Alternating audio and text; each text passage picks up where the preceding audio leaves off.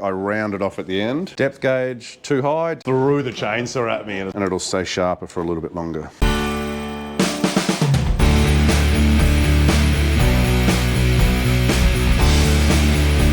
So what we're looking at is the length of the teeth.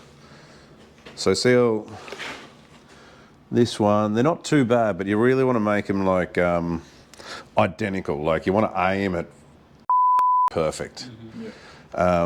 This isn't too bad. I think I probably sharpened it because it's a little sore. So it's not too bad, but it's not perfect. I was obviously in a rush. Like that tooth there is slightly bigger than that tooth. See that?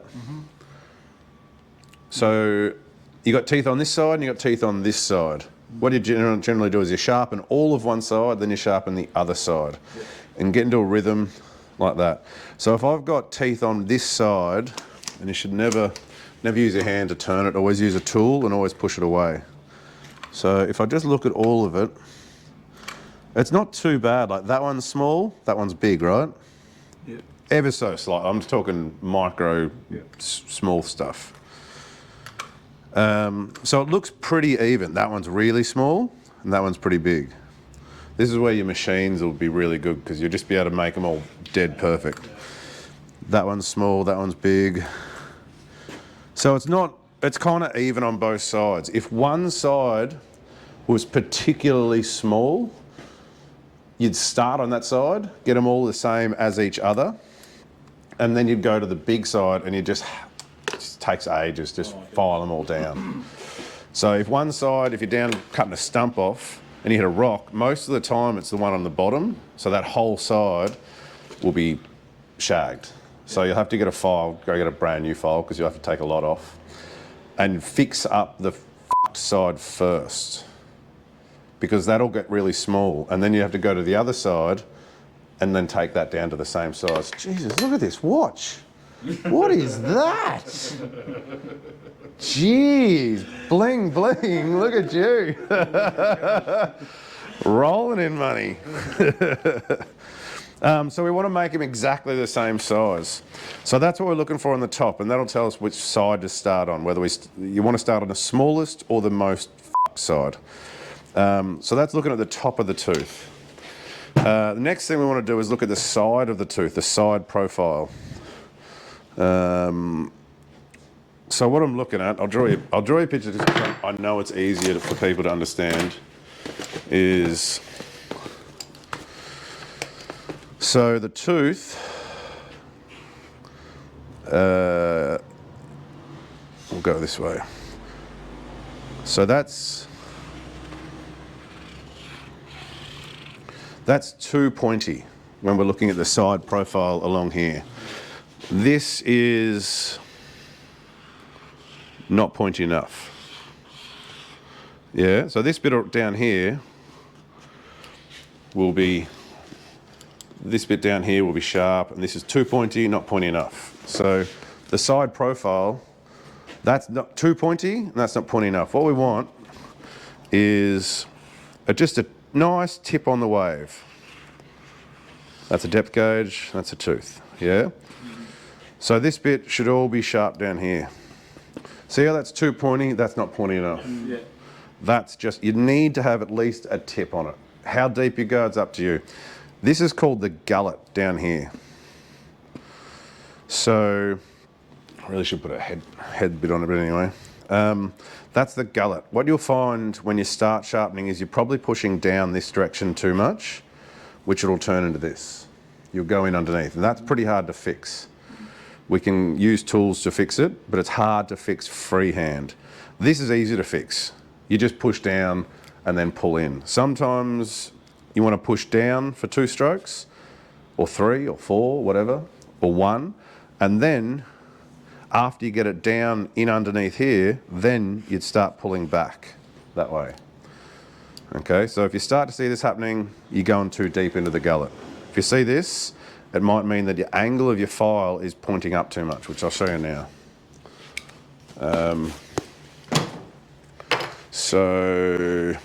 And you can check the side profile by just looking like that.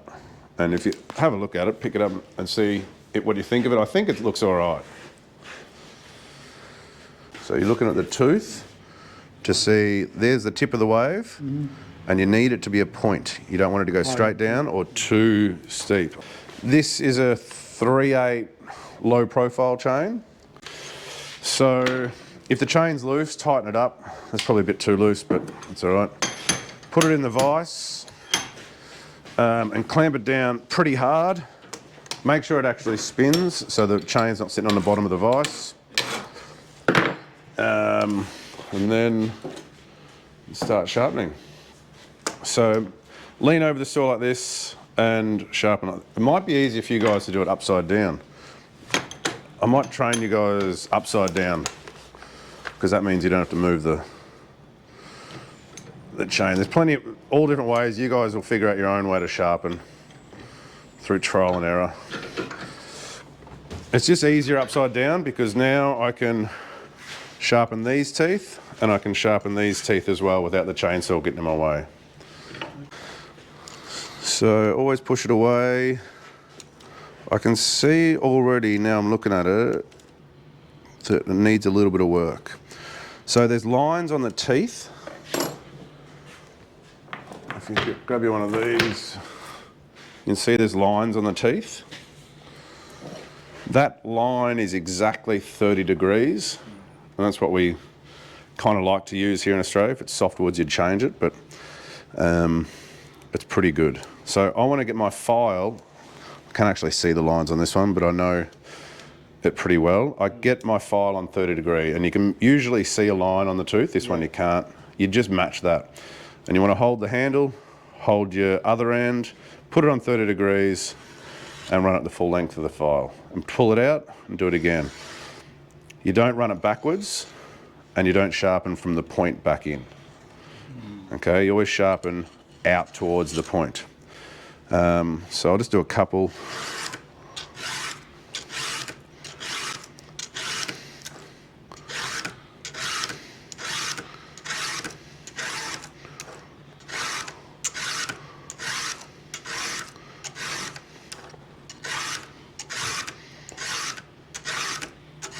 Oh.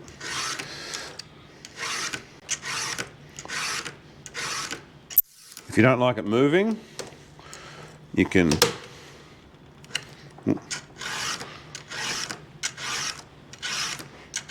like that, and then change it. So I'm not necessarily counting my strokes, I'm looking at the size of it. Most of our chains should eventually be all the same size, and then you can just go like 4 strokes, 4 strokes, 4 strokes, don't have to think about it. When this file is filing, you've got to be very mechanical, like pretend your hands aren't there, it's just got to move like a machine straight across without changing the angle like or this, and don't flick it up when you finish. Just straight through, pull it out, push it forward. Should try and aim to get this file flat as well. I didn't notice I started showing people how to sharpen. I tend to go down a little bit, and that takes a little bit more of the gullet out, and it cuts, I've found, a little bit more aggressively. Definitely don't sharpen up. That's when you get this. So just try and get flat like that and sharpen. So I'll just quickly finish this chain. See, I didn't count those strokes because that was a big tooth. The chain is a little bit loose. It could do with being tightened. And then you'll get back to the original tooth because you'll see it's a bit shinier. And there we are. So that's the last tooth. And you can feel that it's sharp by... That was a bit big. So you can feel it sharp by making sure it grabs the skin on your hand. I'll now do the right-hand side. I'll take a little bit more off this tooth.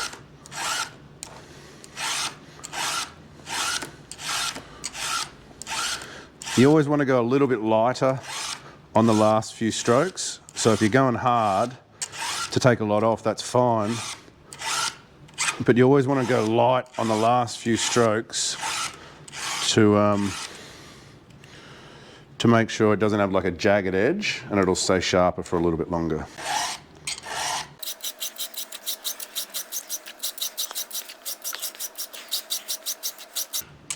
Getting into a rhythm will help you learn as well. Try not to stop or move, talk to anyone. Just get it done in a rhythm. And we're back to the start. So they're all relatively good, the same size. You can see the side profile is a little bit of a tip on the wave, but not too deep under the gullet. So you all know what the depth gauges are, yeah? People call them the rakers. It's a lumpy bit where the tooth is. The lumpy bit before it. So the depth gauge is there. Old boys will say it's to rake it out, they call it a raker, but say your depth gauge is this high and your tooth is this high and it's spinning this way. The height of the depth gauge determines how much tooth is exposed to the wood. So the lower the depth gauge, the more aggressive it'll cut, and the higher the depth gauge, it'll either spit out powder or it'll cut really clean. So it's good for like finish cuts and lower powered saws, have your depth gauges high. So it'll rev high, but it won't cut very fast, but it'll be really clean. And if you take too much off your depth gauges, like f***ing hold on, because it'll just rip it out of your hands. So to check the depth gauges, there are lots of tools you can use, which I don't like. So you can put that over the tooth and then get anything you want. I haven't got a flat file here. And you can feel that I can feel that depth gauge. But I'd prefer to look at a saw. So preferably, this is how I like to check. I like to look down and see how much of the tooth I can see. So I'll draw you a picture first and then I'll show you what I mean. So this is when you're looking straight down, you can see this is the tooth, right? You can have a look at it. So this is the tooth, and that's the depth gauge in front of it. So what you're looking for is this. You want it to be about halfway between the top and the bottom of the tooth. This, hold on. This will be spitting out powder because not much tooth is hitting it, and it'll be really... This is what happens when you get a brand new chain and you sharpen it the first time because their depth gauges are really high. You'll have to take one swipe off. So the difference between that and that could be 3 or 4 strokes. So be real careful with a flat file. So I'll start with it like this and I'll do one side. Put that in tight, make sure it spins. So have a look at this one and tell me what you reckon. What do you think the depth gauge is? Do you think they're too high, too low, or just right? I think they're all right, yeah. It's actually grabbing it, so they're too high. Okay. So it just needs to be just underneath? Yeah, just underneath. So I'll do 1 stroke, 2 strokes, and I'll just check it. So 1, 2, and I'll just see what that looks like. I'll probably give it 1 more. So that means 3 strokes for every one. This is ones you count. And the last stroke, watch, the last stroke I round it off at the end, so it's a rounded edge. If you just go flat, then it'll get a chatter, and if you're using it all day on big wood, not so much this saw, but your bigger saws, you'll get this vibration feeling, and it's no good. 2, 3, round it off. 1, 2, 3, round it off. 2.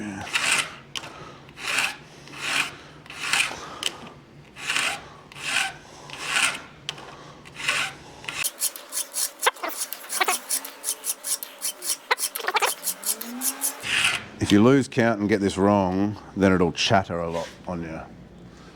All right, so that's all of them done. Yeah, so that's pretty aggressive. But I'll be using a saw up the tree, so I'll just be careful with it. But have a look at the difference between this side and that side. So I wouldn't go any lower than that side I just did. If you do it any lower than that, it's gonna hit you. You get it? I believe it's just the three. You gotta get in real close. What's that? I believe it's just the little 3 strokes on that will bring it down. Oh, I bet you. To be honest, I've taken too much off. If I was to give that to other people, they'd cut and it'd just bog down, and they'd be like, "This is shit." But at least I'm using it. I can know I sharpen it. I won't get angry at anyone, and I'll just lighten it off a bit. But that's probably a touch too low for a weak saw. If this was on your big 3120, it'll cut quick. So that side's done. Then I'll quickly do the other side. Information overload. Yeah. Just bite size, yeah? Yeah. And the three's a bit aggressive, so make sure you round it up a bit, right? You're going to be stronger with one hand. Probably your right hand if you're right-handed. Yeah. So be careful. You don't do too much on your right hand. Oh shit, that didn't sound good. If you sharpen on the wrong side, it sounds like this. You'll know.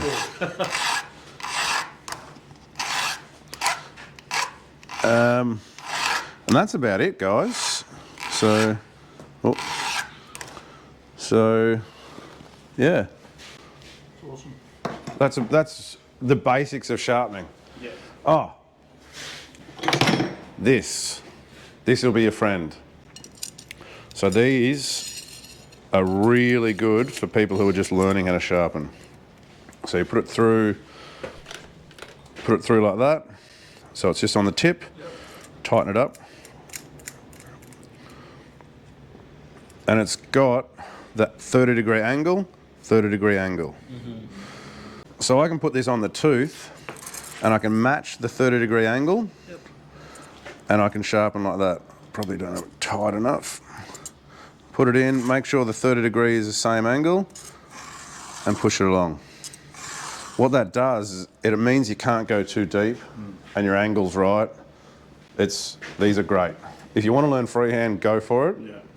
But these, it reduces the amount of thinking you need. I've never used them until I started, it was training to be honest, and now I love them because every now and then when the chain's completely shagged and you've got to take heaps off, it just means you don't have to think. You just go, get it about right and then come by and then start thinking and go, okay, 2 off that one off that one, make it all neat and tidy. So I suggest trying these, really good. This is another little device. This is just for your pole saw though, seeing as it's a size. It's got a flat file and a round file, so it'll go in and do the tooth and the depth gauge. These are great.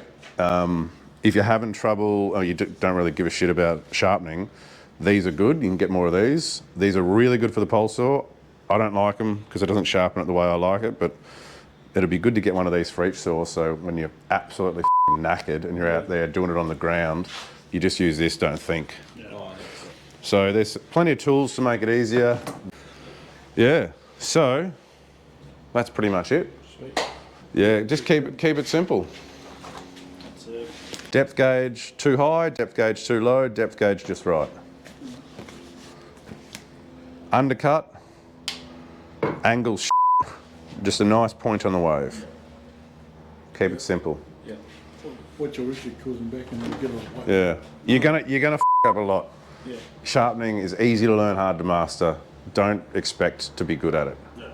You know what really made me learn was a guy I've sharpened a saw for him about like this. His name was Dan, and I sharpened it for him. And in front of the whole crew, this huge mountain ash. The stump was like as big as this room. It was big. And he's going to do the first cut with this saw I just sharpened. He's just threw the chainsaw at me and it's rolling at me. And I'm like, all right. So I started to learn how to sharpen after that.